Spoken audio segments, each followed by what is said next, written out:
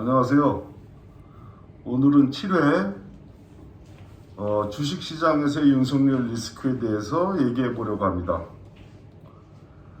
이번 한 주는 주식 투자자들에게는 지옥 같은 한 주였습니다. 그런데 제 개인적인 예측으로는 아직 이 지옥의 경험이 끝난 것이 아니라고 생각합니다. 앞으로 2번 정도는 충격이 더 있을 것으로 생각하고요. 그 이후 약간의 조정 구간을 거쳐서 상승으로 방향을 잡을 것이라고 저는 예측하고 있습니다. 제가 지금 주식시장 상황에서 윤석열 리스크라는 용어를 말하니까 어떤 사람은 윤석열이 안 됐다고 하더라도 누가 대통령이 됐어도 똑같을 것이다 라고 말하는 분도 있는데 이것은 아니라고 저는 생각해요.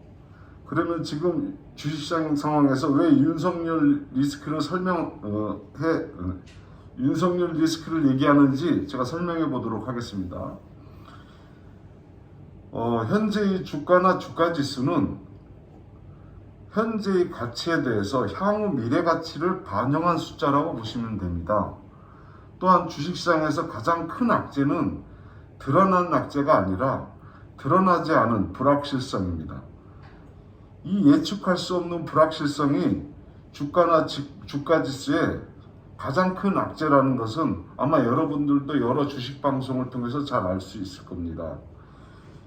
현재 주식시장에서 드러난 악재는 고유가, 고물가, 고금리, 그리고 우크라이나 전쟁 등을 들을 수가 있는데요. 하지만 이것들 대부분은 드러난 악재입니다. 드러난 악재는 우리 세계적인 글로벌 자본이 대응 능력이 굉장히 디테일하게 발달해서 이 드러난 악재에 대해서는 여러 가지 대응 능력들이 있어요. 그 대책들이 기본적으로 매뉴얼화되어 있고요. 그런데 우리나라에서는 이런 그 글로벌 시장이 가지고 있는 악재에 대해서 늘 우리나라에 존재했던 지정학적 리스크가 있어요. 이 지정학적 리스크는 전쟁 위기만을 얘기하는 건 아닙니다. 우리나라가 지정학적으로 강대국들과 중간에 끼어 있기 때문에 우리나라 정치 지도자가 외교적으로 어떤 위치에서 판단하느냐, 이게 우리나라 국내 정치 경제에 굉장히 많은 영향을 주죠. 그렇기 때문에 항상 대부분 우리나라 정치 지도자들은 민주 진보 쪽 지도자들은 거의 등거리 외교를 많이 했습니다. 그런데 윤석열 정부는 누구나 알 수 있듯이 친일 입장을 분명히 하고 있어요. 또한 반중 입장을 분명히 하고 있고요. 이것은 어떻게 바꿔 말하자면 글로벌 자본들한테 자기 패를 다 보여주면서 자본시장 게임을 하는 거랑 똑같습니다. 또 우리나라에서 이 지정학적 리스크에 포함되는 중요한 한 가지가 이 전쟁 리스크죠. 근데 제가 이 과거 한 30-40년의 종합주가지수 그래프를 쭉 보면 이런 어떤 정부가 우리나라 한반도의 전쟁 리스크를 잘 관리하느냐에 따라서 종합주가지수는 상승을 하거나 아니면 하락을 하고 그랬었어요.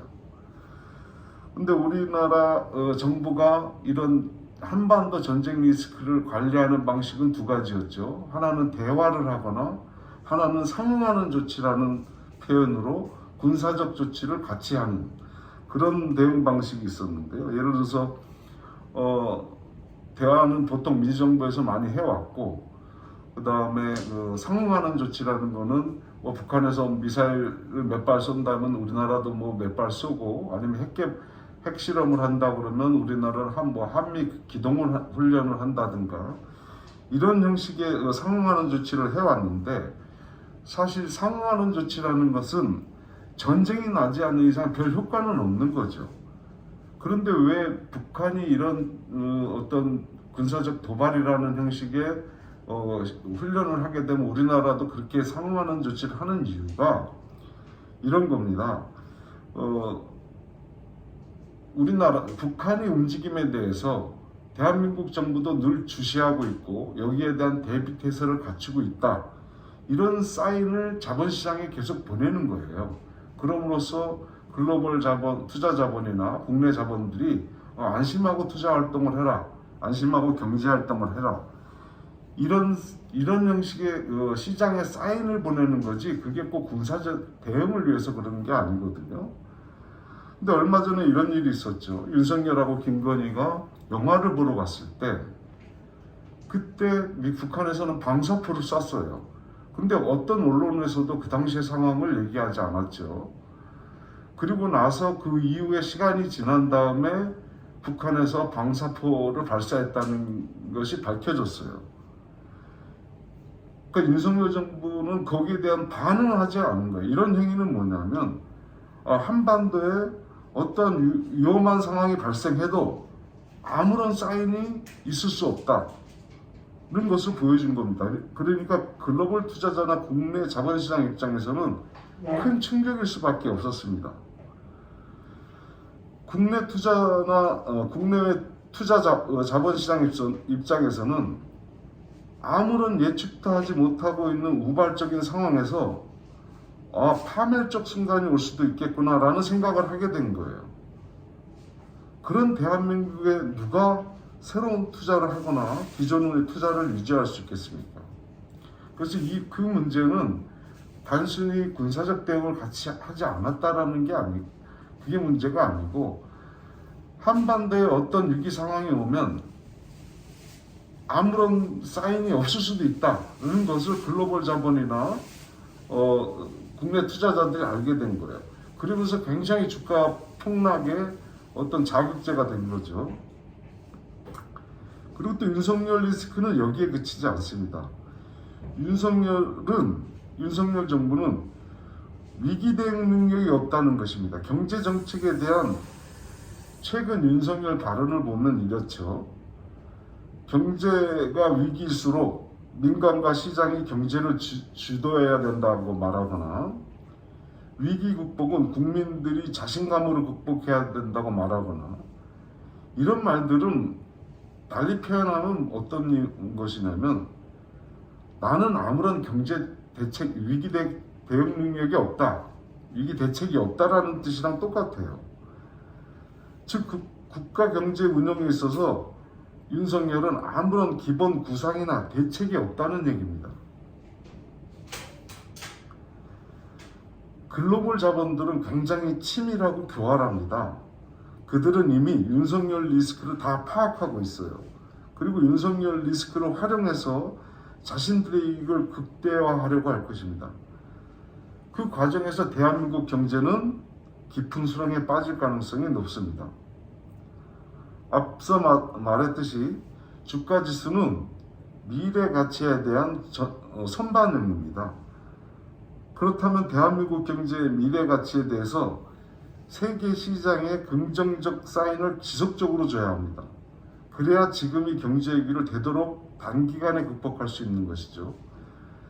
금융자본주의의 생리는 이런 것입니다. 아무리 경기가 안 좋아도 수익이 날 수 있다고 기대되는 곳에는 투자 자금이 언제든 몰리게 돼 있어요. 그러니까 금융시장에서 글로벌 금융시장에서 대한민국의 미래 가치를 계속 알리면 경제 위기를 조금 더 빨리 극복할 수 있습니다. 그런데 그런 준비가 전혀 안 돼 있고 그런 능력이 없다는 것이 또 하나의 윤석열 리스크예요. 검사 출신들이 국가를 운영할 때 물가를 잡기 위해서 물가를 구속시킬 수 없는 거나 마찬가지예요. 대한민국 경제에서 윤석열 리스크를 줄이거나 없애는 방법은 이제 국회에서 잘못된 경제 정책에 대해서 구체적이고 지속적으로 제동을 거는 것 뿐인데 현재 민주당의 상태를 보면 그것도 힘들어 보입니다. 그래서 더 걱정입니다. 보다 많은 윤석열 리스크에 대한 예를 들 수 있는데 그런 부분에 대해서는 또 복잡하게 수치를 보여주거나 어떤 통계를 보여줘야 되기 때문에 그 나중에 제가 또 뭐 글로서 표현한다든가 하고요. 오늘은 이 윤석열 리스크에 대한 어떤 구조를 이 정도에서 설명드리겠습니다. 그리고 향후 제 주식방송 운영에 대해서 제가 생각했던 조금씩 더 나은 방송을 위해서 제가 생각했던 건데요. 다음 주부터는 이 주식방송을 좀 세분화해서 준비해 볼 생각입니다. 그러니까 뭐 종목 분석 따로, 그 다음에 당신의 수익 위원입니다에 대한 본문 공부하는 영상은 또 따로, 또 지금같이 경제와 시사에 관련된 영상은 또 따로, 그렇게 준비하다 보면 뭐 영상은 자주 올라갈 수 있고요. 시간은 제가 되도록 5시에 마치려고 합니다. 시장이 끝난 이후에. 그러니까 여러분들도 되도록이면 알람 설정을 해 주시면 제가 수시로 올리는 영상에 대해서 바로바로 받아볼 수 있도록 해주셨으면 좋겠습니다. 그렇게 하다 보면 이제 영상은 좀 짧아지고 간결해질 것 같아요. 그리고 어쨌든 제가 이렇게 생각했던 거는, 제가 영상을 길게 만들면서 당신의 수익입니다 책 본문을 설명하거나, 또 그 중간중간에 어떤 정치적인 얘기를 할 때 영상 주식 공부에 집중이 안 될 수 있을 것 같아서 제가 생각했던 아이디어입니다. 그리고 지금 옆에 동지가 하나 와 있어서 좀 영상을 어떻게 바꿔볼까 지금 서로 공부 중인데, 준비되는 대로 잘 만들어 보겠습니다.